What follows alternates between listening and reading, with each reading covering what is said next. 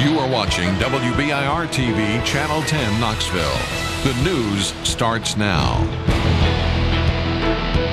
Homegrown heartache. We saw, all the devastation on Ski Mountain, and it was just unbelievable. Today, hundreds returned to their neighborhoods. And then it's just going to be burned black. I'm afraid that's what we're in for. Some seeing firsthand loss and devastation. Oh my goodness, this is awful. Others finding hope. I found my wife's wedding ring. Instead of focusing on their loss, turning to recovery. We're going to be okay. We're going to rise up. We're going to bounce back for two particular reasons. Because we're mountain tough in our strong faith in Jesus Christ. 10 News at 6 starts now, live from Sevier County. And we join you live from Gatlinburg as we continue our coverage of the deadly wildfires that swept through Sevier County earlier this week. Good evening, everyone. I'm Robin Wilhoit. And I'm John Becker. That firestorm happened Monday night. This is day 4 of the recovery effort. That fire forcing some 14,000 people to evacuate in Gatlinburg, a home for about 5,000 people here locally who live here full time, and really a place for tens of thousands of visitors.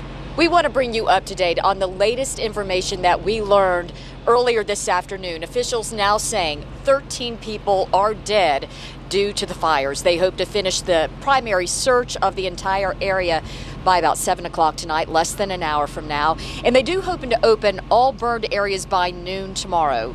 Leaders do say the TBI has closed several leads of missing people, and they are identifying now some of the victims of the fire. And they include 71-year-old John Tegler and his wife, 70-year-old Marilyn Tegler. They were visiting from Canada.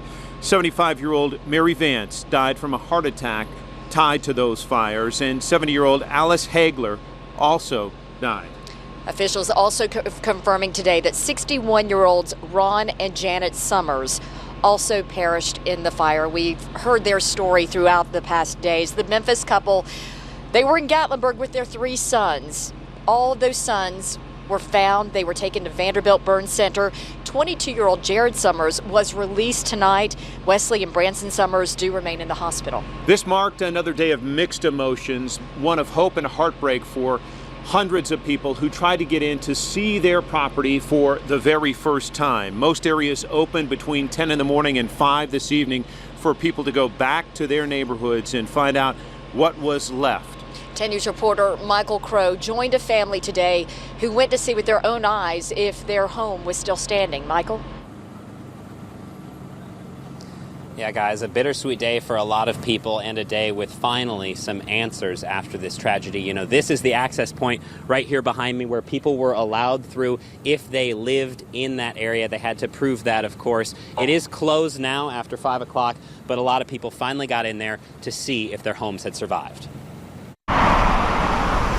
The line of cars stretched more than a mile, but still, the wait felt short by comparison for those that haven't seen their homes since Monday's wildfires. Among them, the Gorman family, who lives on Ski Mountain. We had heard from the National Guard was most of Ski Mountain was devastated. They knew their house survived, but their dog and cat have been stranded there since. I just want to get to my babies. Driving through Gatlinburg, the scope of the devastation sets in. Oh my goodness, this is awful. Passing burnt buildings and scorched earth on a drive that used to feel so familiar. That's awful. People are going through their stuff. But while the landscape has changed with the fire, one thing remains the same. No matter how long the wait, a dog is always happy when their family comes home. Miss Lulu! Miss Lulu! Oh, it's okay. Oh. But for others, the homecoming was more bittersweet. There's no amount of money in the world that can replace this stuff. Joel Poole's home on Baskins Creek Road is now just cinders. But sifting through the wreckage, he still finds peace. You know, it's closure. It's closure. I mean, I know there's nothing left, so I can move on. Because in this mess, that's not the only thing he discovered. I found my wife's wedding ring. Oh my goodness. Win-win. A small silver or gold lining on one of Gatlinburg's darkest days. Because no matter what these families return to, they are still being made whole at the same time. She has tears in her eyes. It's okay. It's okay. And again, this is the first time a lot of these families are getting past these barricades to take a look at what happened as these fires tore through these communities. And note, there are still several that are closed, some of the hardest hit areas up in the Chalet Village, especially. We drove up past that. There are roadblocks in place. Authorities say they hope to open those at a later date. For now, guys, we will send it back to you. Michael Crow, thanks very much. Gatlinburg mayor saying his community runs about 10 square miles, about half of that touched in some way by fire, 1,000 structures damaged or destroyed. Now, Sevier County has put together an interactive map to help people check out their properties. They've marked each property that they have checked on that map with one of these colors. You can see what they mean on your screen. That's at WBIR.com. Local, state, and federal authorities have been briefing the media and you twice in most days, and they did that most recently at 4 o'clock this afternoon. This is to bring you up to date. There is still a curfew in effect from 6 p.m. to 6 a.m. It has been in effect the last couple of days. Leaders do hope that all roads in town will be open to the public by Wednesday. That is certainly their goal, and they say they are once again amazed, grateful for all the support that they have received over the last couple of days. I've lived here all my life, and there's never been an event even close to what happened. We're so thankful and overwhelmed by all of the prayers, the support, the generosity that so many people have given us during this horrible, horrible disaster. Sevier County Mayor Larry Waters saying they are so grateful for all the in-kind gifts, the monetary gifts. As far as the in-kind gifts, they are working hard to find a place that they can put all that has been given to this area. We have been tracking the story of one business locally, Buckberry Lodge. It is home to some gorgeous cabins, at least it was, and we turn to reporter Mary Scott for more on what happened there. Robin and John, we're here at what once was Buckberry Lodge, where people from around the world came for these incredible views of Mount LeConte. The views remain, but now there's almost nothing left. This is all deck right here. This property has been in Buddy McLean's family for 60 years. It was the first really dream that I had that we made it real. He created a luxury resort here in 2005. That fireplace is that fireplace. And filled it with his family heirlooms. We turned it into almost a museum. Trapped on a mountain, Monday night his employees and guests nearly died. Thankfully, everyone made it out alive. His grandfather's portrait, the cozy rooms, and the restaurant all gone. But one piece remained. That chair was not touched. It was right there. This is where we're going to sit and pray for healing over the mountains. The lodge's guests have been understanding, mostly offering to help. I had a guest today that had a reservation. We were going to send them a refund of their deposit. And the guy said, don't send me the refund, use it for a rebuild. So that was the kind of guest we had. They aren't focusing on the buildings lost. Instead, the lives saved. There is still a lot of work left to be done here, but the owners are dedicated to recreating what they had here, and they want to be back within 2 years, better than ever. In Gatlinburg, Mary Scott, WBIR 10 News. They are resolute in that, as are so many in this valley. Coverage continues on WBIR.com. What we're learning about the 13 people who perished in the wildfire, and also more on the missing. Also resources for homeowners and how you can help. Certainly during tough times, people come together. They rally around those in need. Coming up, how Michael Reed's family is leaning on that support and their faith at this time as his wife and 2 daughters remain missing. Also, a look at the front lines of the fire still burning in the park and how weather could impact that.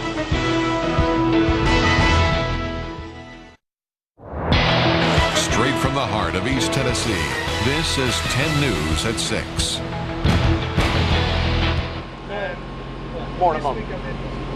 We saw a pretty clear day in Sevier County, but the firefight by no means over on the ground. You can see the Chimney Tops 2 fire. They're still working that. Dozens of crews on it. Also, at Cobley Knob, a hard-hit community in Sevier County by that wildfire on Monday.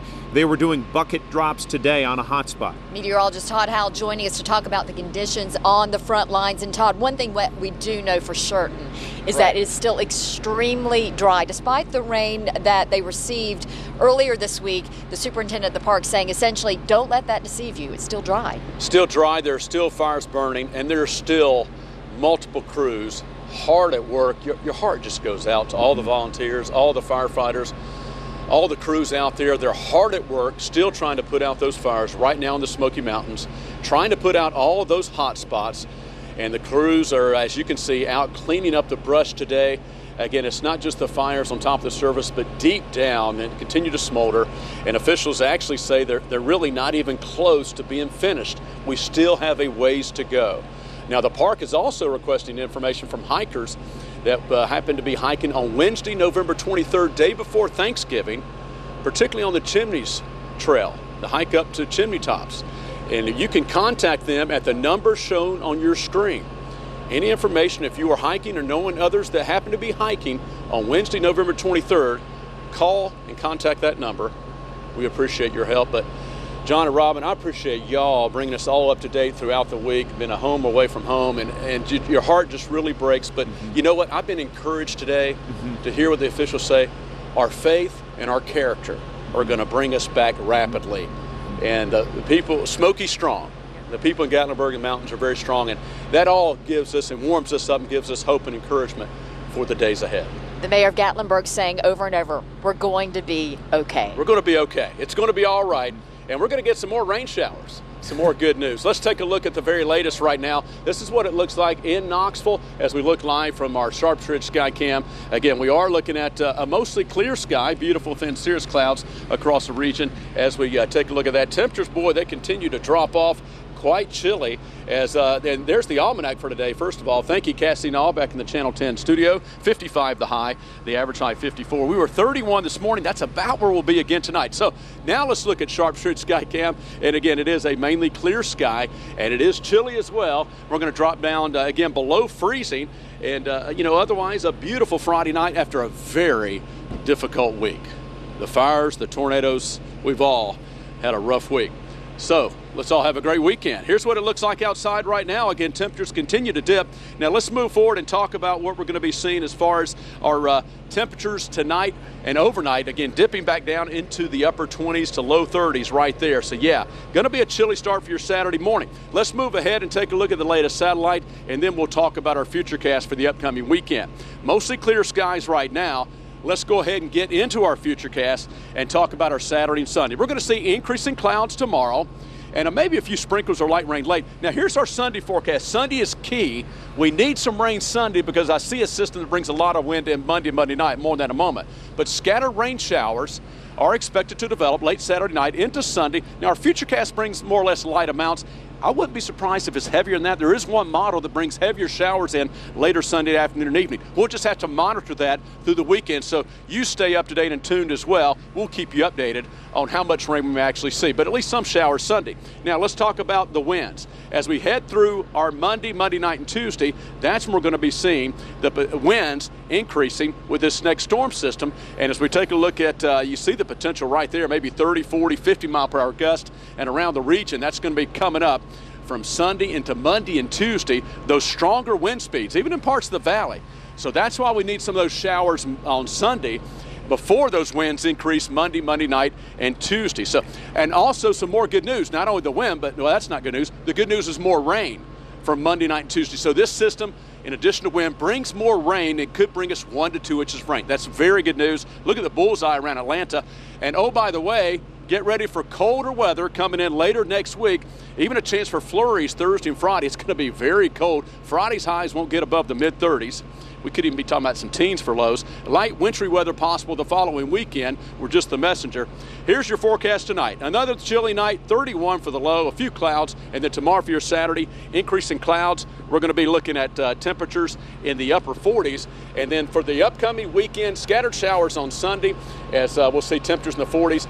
Wind and then rain Monday night and Tuesday, and then some flurries and colder Thursday and Friday.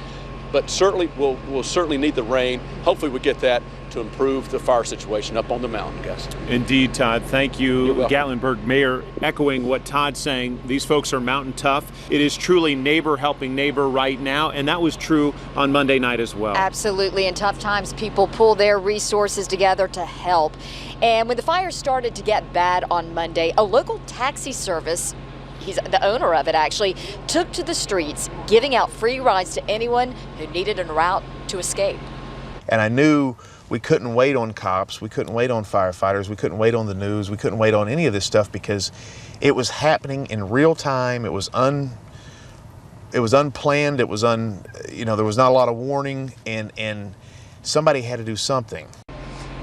And that gentleman says his only regret is that he could not give more people rides down to safety. Well, coming up on 10 News at 6, a family that hundreds of people have been asking about, Michael Reed's family. We're going to have the story of that search as they wait for news of missing loved ones. We are back here live in Gatlinburg as our coverage of the deadly wildfires continue. Earlier today at a press briefing, some pointed questions directed to some of the leaders here. We're talking about the notifications on Monday night. Were they fast enough, and did they go out to enough people? How did that process work? We're looking more deeply into that tonight at 10 and 11. Becca Habiger, our reporter on that story. Well, there's been one family in particular who we have been hearing so much about, and that is indeed the Reed family, the Michael Reed family. They have not heard from his wife and his two daughters, but this family is leaning on their faith and the support of the community. Here's 10 News reporter Brittany Bade. It is the best thing I do in my life. It is my favorite thing. It's through her life as a children's pastor that Chandra Berry met the Reed family. Everyone who met them loved them. They are sweet and caring, and it just pours out of them when you meet them. You just know how great they are. She knows Chloe and Lily especially well. They spend every Sunday morning in her Sunday school class. Tell me what it's like every Sunday with Lily and Chloe. Always fun. Lily was a goofball. Chloe is very sweet. She's a little more reserved. The Reed family is new to this community, but they wasted no time getting involved. Inside this church is where the Reeds recently started spending so much time. The volunteer sign-in sheet is lined with Michael and Constance's names. They volunteered here at the soup kitchen every Tuesday night.